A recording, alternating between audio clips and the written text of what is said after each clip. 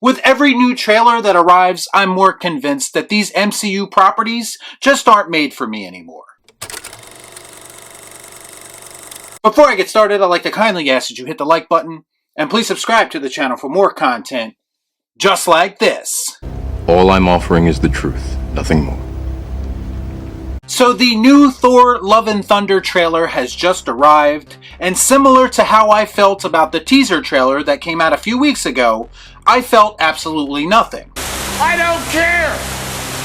Call me dead inside if you'd like, but the early vibe that I'm getting from this film is just doing absolutely nothing for me. One positive is that this trailer had a lot less of Thor making googly eyes at Star-Lord, so we can all be thankful for that. The trailer opens up with story time as Thor is being described to the younglings as a space Viking. Let's see, space Viking, space wizard, laser sword. Disney properties have a way of simplifying things, don't they?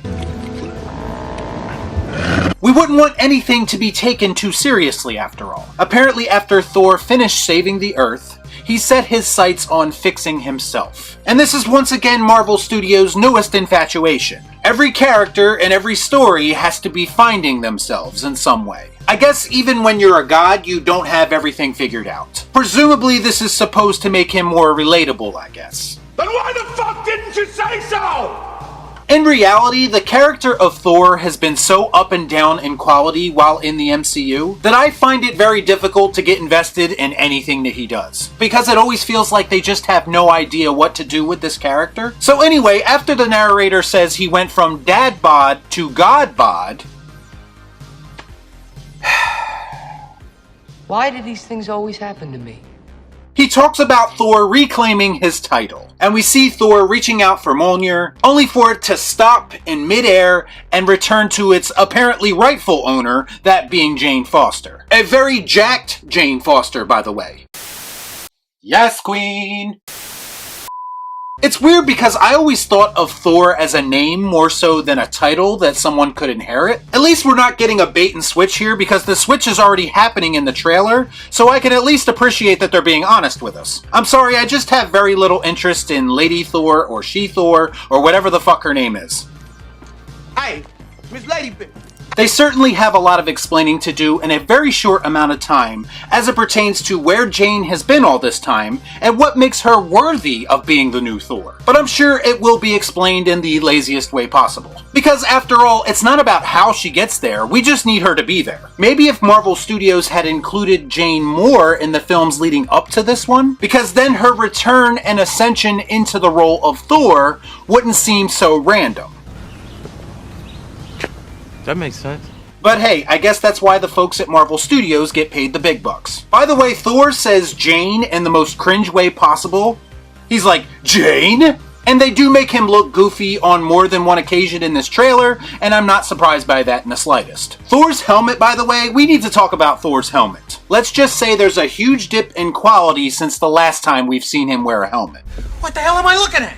When does this happen in the movie? It's nice to see all those Disney resources being put to good use. And then we come to Christian Bale as the villain Gore, and I believe that's how you pronounce it. It's still mind-boggling to me that Christian Bale signed up for a project like this. I will say he does look decent in the trailer, and he looks like a viable threat character-wise. I can see some major clashing of tones happening with his character, because he does look a bit out of place compared to everything else we see in the trailer. But Christian Bale is easily the most interesting thing about this movie, even if I don't have a lot of confidence in Disney Marvel allowing him to showcase his talents like we know he can. Surely you can't be serious. I am serious.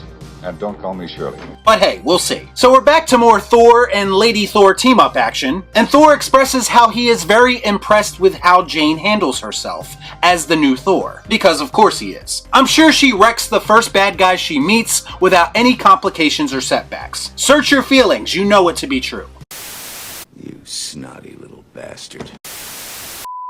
Does anyone want to bet on who exactly is the one to bring down the villain in this movie? I'm going to throw in a wild card here and put my money down on the emotionless Tessa Thompson. It just seems like it fits what they're trying to do lately. Next we see Thor doing the Rock or Neo just bring it hand gesture, and I was instantly transported back to 1999.